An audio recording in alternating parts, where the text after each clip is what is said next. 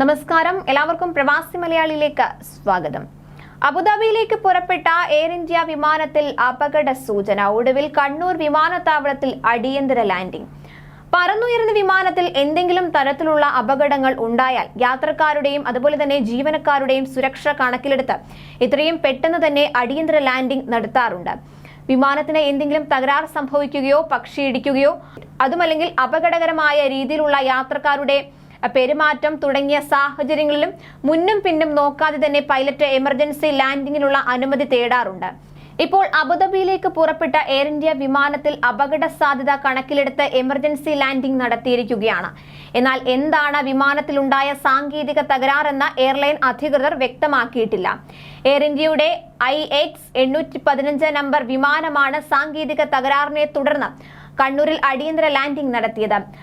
മംഗളൂരുവിൽ നിന്ന് രാത്രി 9:27 പറന്നുയർന്നതായിരുന്നു air India വിമാനം.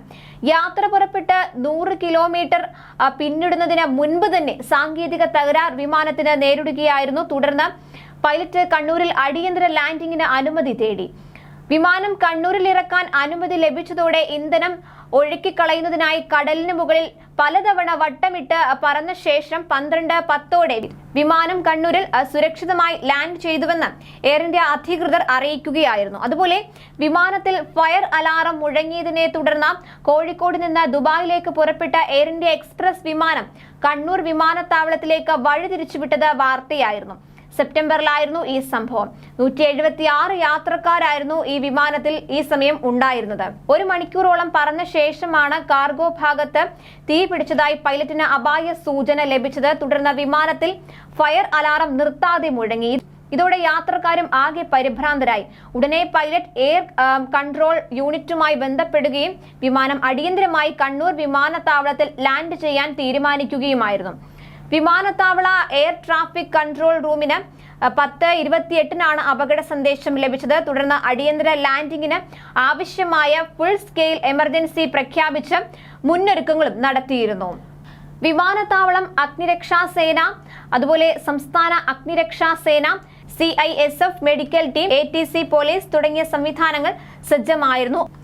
അലാറം മുഴങ്ങിയ ഉടൻ ക്യാപ്റ്റൻ ഫയർ എക്സ്റ്റിംഗ്വിഷൻ ഉപയോഗിച്ചിരുന്നതായും കാര്യങ്ങൾ നിയന്ത്രണ വിധേയമാണെന്നും അറിയിച്ചിരുന്നു. കണ്ണൂരിൽ ഒരു വിമാനത്തിന് അടിയന്തര ലാൻഡിംഗ് നടത്തുന്നത് ആദ്യമായായിരുന്നു. അഗ്നിരക്ഷാ സേനയുടെ നേതൃത്വത്തിൽ വിമാനത്തിന്റെ കാർഗോ ഹോൾഡ് ഏരിയ പരിശോധിച്ച് സ്വാഭാവികമായി മറ്റു പ്രശ്നങ്ങളൊന്നുമില്ലെന്ന് റിപ്പോർട്ട് നൽകിയതോടെ വിമാനത്താവളത്തിൽ പ്രഖ്യാപിച്ച അടിയന്തര സാഹചര്യവും പിൻവലിച്ചിരുന്നു. തുടർന്ന് യാത്രക്കാരെ മറ്റൊരു വിമാനത്തിൽ ദുബായിലേക്ക് കൊണ്ടുപോകാൻ ബദൽ മാർഗം ഒരുക്കുമെന്ന് അറിയിക്കുകയായിരുന്നു.